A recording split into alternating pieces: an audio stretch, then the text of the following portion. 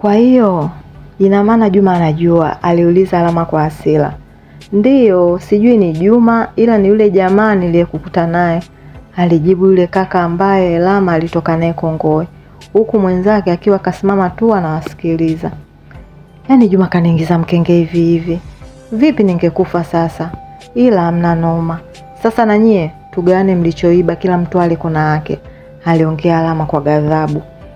Tutakupa 3,000,000, alijibu yule jamaa. Kwanza tujue hiyo mlioiba ni shilingi ngapi, sio mnasema 3,000,000 tu. Mnajua kazi ya kukimbizana na polisi ilivyokuwa ngumu, ningekufa je? Aliongea Lama akimsogelea yule jamaa aliyebeba begi la pesa. We ndugu, hiyo ni 1,100,000 na kuna mgao wa watu kibao, sio sisi tu, mpaka yule jamaa yako, aliongea yule kaka aliyeziba pesa kutoka benki. Hivi mna akili kweli?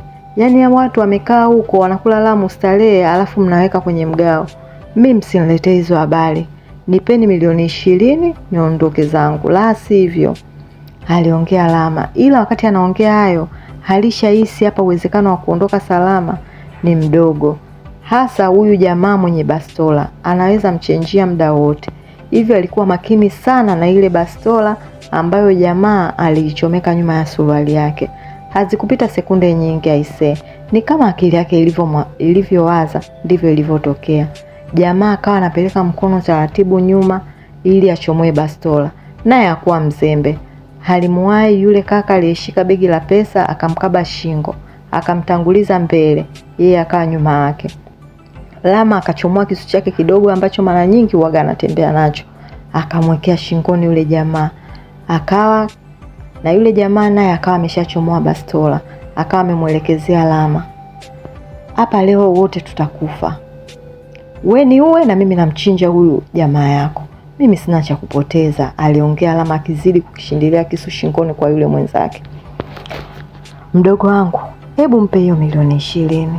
Huyu ataniua, hatutarudi tena kwetu, aliongea yule jamaa aliyekewa kisu.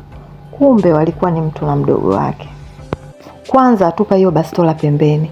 Alafu najua nyie sio wa Tanzania, hivyo nitawachomesha sasa hivi tukose wote. Alafu nihesabie 20,000,000 faster nijikatae, aliongea Lama akiwa bado kamkaba kwa nguvu, huku kisu akiwa bado kakiweka shingoni kwa yule jamaa.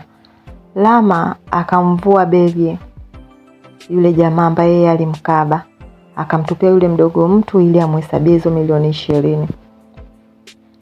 Mdogo mtu akafungua begi na kuanza kuhesabu pesa.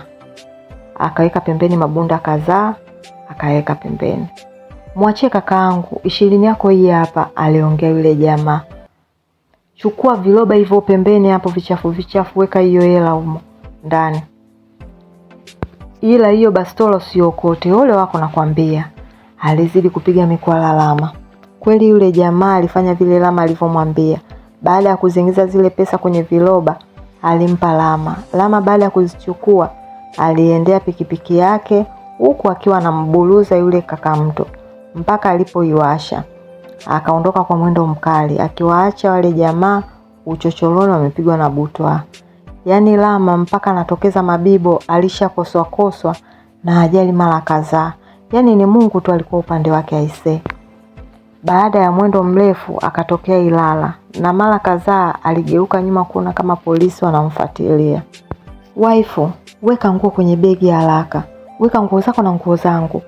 Weka chache tu, usiweke nyingi. Alafu jifungie kwa ndani, usitoke nje. Yaani hakikisha mpaka unasikia sauti yangu inakuita ndio unafungua mlango. Usifungue mlango nimekwambia. Unanielewa lakini? Aliongea Lama kwenye simu haraka. Baadaye akakata simu.